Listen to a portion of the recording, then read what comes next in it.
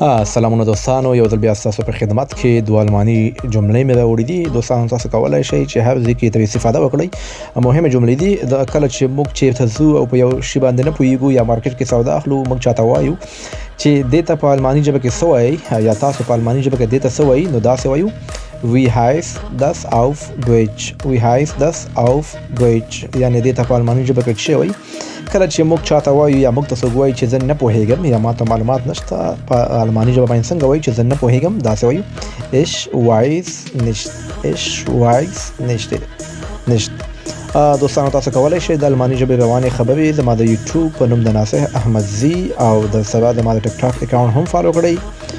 هر کوم پوښتنه وي تاسو خپل پوښتنه په کمنټ کې وکړئ، تاسو به زه په وخت سره جوابونه درکړم.